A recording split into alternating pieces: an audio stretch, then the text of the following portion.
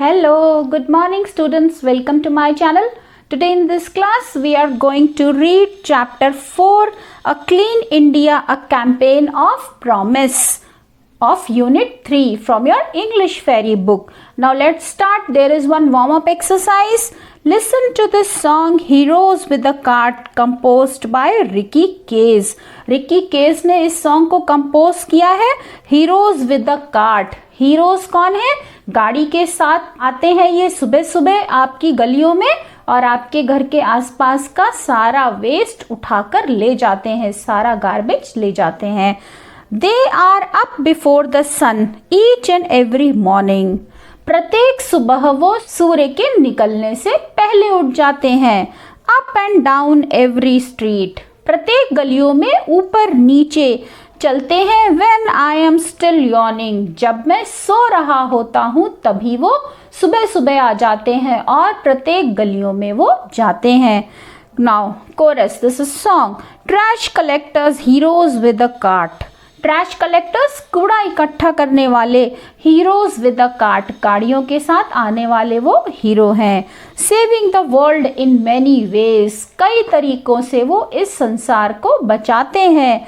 Trash collectors, heroes with a cart, making this world a better place. और इस संसार को रहने की एक बेहतर जगह बनाते हैं. At noon they take a break. दोपहर में वो थोड़ा सा आराम करते हैं. With tea and a little snack. और उनका ब्रेक कैसा होता है? एक चाय और थोड़ा सा कुछ चाय के साथ नाश्ता. A truck comes rolling by and then. एक ट्रक लुढ़कता हुआ आता है और फिर all the trash goes in the back. और सारा कूड़ा वापस चला जाता है. Now that chorus is repeated again, the song Trash Collectors, and then all at work in the sorting yard. और सारे फिर काम पर लग जाते हैं. sorting yard यानी जहाँ पर चीज़ों की छटाई होती है. Broken glass and steel corroded. Broken glass टूटे हुए कांच, स्टील और बाकी भारी मेटल को अलग किया जाता है. Off to the recycling plant. Glass और इन मेटल्स को रिसाइकलिंग प्लांट में भेजने के लिए अलग किया जाता है. Trucks are ready and loaded. Trucks तैयार हैं भरे हुए सामान के साथ. Now again chorus is repeated. I know the trash collectors play a part much bigger than I can see. मुझे पता है कि ये जो कूड़ा इकट्ठा करने वाले हैं, जितना मुझे दिखता है ये उससे भी बड़ा रोल प्ले करते हैं. Just imagine life without them. कल्पना कीजिए इनके बिना आपकी जिंदगी. What a mess it would be. आस पास कितना सब कुछ बिखरा बिखरा होगा, कितनी गंदगी होगी अगर ये ट्रैश कलेक्टर्स आपके यहाँ से गार्बेज उठाकर नहीं ले जाएंगे. So now do you think that trash collectors are real heroes? अब आपसे पूछा है, आपको लगता है कि क्या ट्रैश कलेक्टर्स वाकई में असली हीरो हैं? Discuss with your elbow partners. Now this activity is for you. You have to discuss it with your partner. Now let's start the chapter. Read this letter written by a participant of the Clean India Mission to her pen friend in Germany. ये letter एक clean India mission के participant का है जिसने उसमें भाग लिया था. स्वच्छ भारत अभियान में जिसने भाग लिया था वो अपने पेन फ्रेंड को जर्मनी में ये लेटर लिखता है. Now who is pen friend? Pen friend कौन है? Pen friend is one with whom you have never met. जिससे आप कभी नहीं मिले हैं. You only exchange letters. आप उसके साथ केवल पत्रों का लेन देन करते हैं. Means you write a letter to him और her and he replies you. This is only your pen friend. You have not met him. आप उससे नहीं मिले. So now let's read the letter.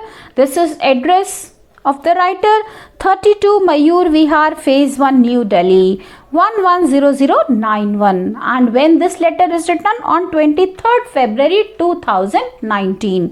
How are you? तुम कैसे हो? In your last letter you told me about the famous festival Rhein in Flammen. पिछले पत्र में तुमने जर्मनी के फेमस फेस्टिवल, मशहूर त्योहार राइन इन फ्लेमन के बारे में बताया था. Now what is Rhine in Flammen? Rhine in Flammen is name of different firework displays along the river Rhine in Germany. River Rhine के किनारे जर्मनी में अलग अलग जगहों पर 5 अलग अलग तरह की आतिशबाजियां दिखाई जाती हैं, उनका प्रदर्शन किया जाता है इस फेस्टिवल में. So the writer Anju says that in your previous letter, तुमने अपने पिछले पत्र में इस मशहूर आतिशबाजी का जिक्र किया था. I am sure that the spectacular fireworks display is something that everyone would enjoy. अब वो लिखती है, मुझे मालूम है कि ये शानदार जो आतिशबाजी है इसका प्रदर्शन हर कोई देखना चाहेगा और हर किसी को देखने में मजा आएगा. And I hope to see it someday, मुझे भी उम्मीद है कि मैं इसे एक दिन देखूंगी. As you wanted to know about festivals in India, जैसा कि तुम भारत के त्योहारों के बारे में जानना चाहती थी. Let me tell you that, मैं तुम्हें बताती हूँ. Because of India's vastness and diverse culture and traditions, क्योंकि इंडिया कैसा है, बहुत बड़ा है और यहाँ पर विभिन्न कल्चर है, संस्कृति है और साथ ही ट्रेडिशंस हैं, रीति रिवाज हैं. We celebrate many festivals together, हम बहुत सारे त्योहारों को एक साथ मनाते हैं. We also celebrate 3 national festivals, हम 3 राष्ट्रीय त्योहार भी मनाते हैं. Independence Day, Republic Day and Gandhi Jayanti. These are our national festivals. In my last letter I wrote, अपने पिछले पत्र में मैंने लिखा था about how we celebrate Independence Day and Republic Day. वो लिखती हैं कि पिछले पत्र में मैंने इंडिपेंडेंस डे और रिपब्लिक डे हम कैसे मनाते हैं इसके बारे में लिखा था. Let me now tell you about Gandhi Jayanti, और अब मैं तुम्हें गांधी जयंती के बारे में बताती हूँ. Every year we celebrate 2 October as Gandhi Jayanti. प्रत्येक वर्ष 2 अक्टूबर को हम गांधी जयंती मनाते हैं. To commemorate the birth anniversary of the father of our nation Mahatma Gandhi. हमारे देश के राष्ट्रपिता महात्मा गांधी के जन्म दिवस को हम 2 अक्टूबर को गांधी जयंती के रूप में मनाते हैं. Gandhi ji was born on 2 October 1869 in Porbandar of Gujarat. Gandhi ji का जन्म गुजरात के पोरबंदर में 2 अक्टूबर 1869 को हुआ था. Many years later, बहुत सालों बाद, Gandhi ji went on to become one of the most prominent leaders of our country. बहुत सालों बाद गांधी जी हमारे देश के प्रमुख नेता बने. He helped us gain independence from the British. और उन्होंने ब्रिटिश से हमें आज़ादी दिलाने में मदद की. गांधी जयंती is marked by prayer services and paying tributes to Gandhi ji. Gandhi जयंती कैसे मनाई जाती है? By prayer services, प्रार्थना सभाएं होती हैं और हम क्या करते हैं, गांधी जी को श्रद्धांजलि देते हैं. स्पेशली एट राजघाट, मुख्य रूप से राजघाट पर. गांधी जी मेमोरियल इन न्यू दिल्ली, गांधी जी की समाधि है राजघाट पर न्यू दिल्ली में, तो वहां पर हम उन्हें श्रद्धांजलि देते हैं, पुष्प अर्पित करते हैं. In 2014 we celebrated Gandhi Jayanti in a unique way. 2014 में हमने गांधी जयंती बहुत ही अनोखे तरीके से मनाई. That year on 2 October the Swachh Bharat Abhiyan was launched at Rajghat by the government of India. इस दिन भारत सरकार द्वारा स्वच्छ भारत अभियान क्लीन इंडिया मिशन का शुभारंभ किया गया. Keeping the Gandhian ideology in mind, Gandhi ji के विचारों को ध्यान में रखकर इसकी शुरुआत हुई. Gandhi ji believed that it was the utmost importance to maintain cleanliness and hygiene and that each person was equally responsible for maintaining cleanliness at home and of the city at large. Gandhi ji मानते थे कि ये बहुत आवश्यक है स्वच्छता को बनाए रखना. Each person was equally responsible, प्रत्येक व्यक्ति बराबर का जिम्मेदार है अपने घर में और अपने घर के आसपास अपने शहर में स्वच्छता को बनाए रखने के लिए सभी जिम्मेदार हैं. द स्वच्छ भारत अभियान has become a movement today. स्वच्छ भारत अभियान को भारत में अब गति मिल चुकी है. We as citizens of India have taken upon ourselves the responsibility of keeping our cities and our nation clean. भारतीय के रूप में हम सब ने ये जिम्मेदारी ली है कि हम अपने शहर को और अपने देश को साफ सुथरा रखेंगे. It is India's biggest ever cleanliness drive and millions of people including school and college students participate in it. Bharat का ये सबसे बड़ा मिशन है जिसमें लाखों लोग, जिसमें स्कूल और कॉलेज के बच्चे हैं, इस मिशन में पार्टिसिपेट करते हैं to transform India into a clean and disease free nation, जिससे भारत को एक साफ सुथरा और रोग मुक्त देश बनाया जा सके. To contribute towards this campaign, इस कैंपेन में, इस अभियान में योगदान देने के लिए and fulfil my responsibilities as a resident and citizen of my country, और मेरी जिम्मेदारियों को इस देश के एक निवासी और एक नागरिक के रूप में पूरा करने के लिए आई along with my family participate in the cleanliness drive that is organized every week by the city municipal body. शहर की म्यूनिसिपल इकाई द्वारा प्रत्येक हफ्ते इस सफाई अभियान का आयोजन किया जाता है और मैं उसमें क्या करता हूँ, आई पार्टिसिपेट, मैं उसमें भाग लेती हूँ. Though the cleaner sweep the roads, यद्यपि जो सफाई कर्मचारी हैं वो सड़क को साफ करते हैं, and pick up garbage every day, और प्रत्येक दिन कूड़ा उठाते हैं. There are still some places such as parks, लेकिन अभी भी कुछ ऐसी जगह हैं जैसे कि पार्क, पार्किंग लॉट्स, पार्किंग करने वाला स्थान जहां गाड़ियों को खड़ा करते हैं, and open markets that remain neglected, और खुले बाजार जो अभी भी छूट जाते हैं, जिन पर ध्यान नहीं दिया जाता. Moreover we are not careful enough to maintain the cleanliness of our surroundings, इससे भी ज़्यादा हम अपने आसपास के एरिया को साफ रखने के लिए सावधान नहीं रहते हैं. We carelessly throw toffee wrappers, हम बहुत लापरवाही से टॉफी के कागज फेंक देते हैं, पैकेट्स फेंक देते हैं, bottles and bits of paper everywhere, bottles और कागज के टुकड़े आसपास फेंक देते हैं. We do not use dustbins, हम डस्टबिन का, कूड़ेदान का यूज नहीं करते. Some people have the habit of spitting on roads. कुछ लोगों को सड़क पर थूकने की आदत है, and throwing garbage everywhere, और हर जगह कूड़ा फेंकने की आदत है.